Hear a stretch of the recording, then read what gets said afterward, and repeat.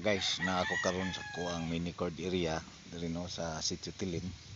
Unya atos kong duyan, kapaduyan himo mo jud kong duyan diri. Gusto lang ko bang mag-discuss about sa winning line. Kay daghan man gud maingon nga ang winning line tinuod man na nga dili ta mo base sa atong manok karon kung unsa ra ang iyang gidahog. Ma 4 times, ma 5 times, even 7 times winner po na siya.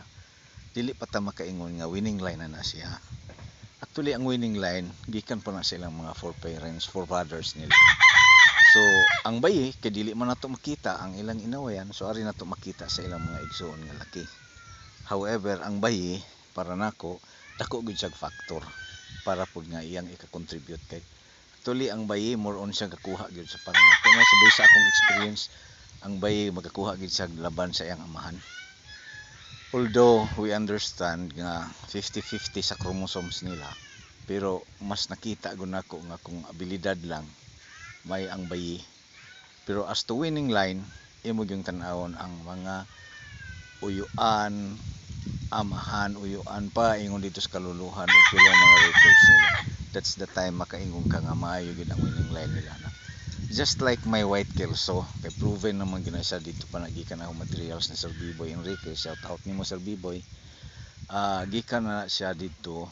So na-prove na niya hantod nga diri sa ako na-prove na ko nga ang iyang mga anak maayo gyud.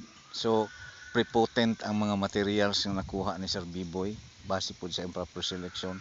So napaingon rin ako na develop na ako into white legs to yellow legs sa crosses ko nako.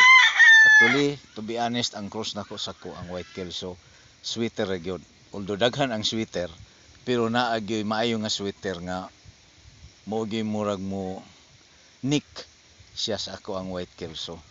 So that all guys, ako lang ikatambag na kung winning line para nga masigi na to ato ang linyada sa manok atong basihan gyud ang gikan sa history pa sa ato ang manok sa atong gikanan. So piece of advice, palit og manok gyud sa mga honest nga breeder. Nga katong musugid, mo istorya gyud nimo sa tinuod nga mao na nga linyada.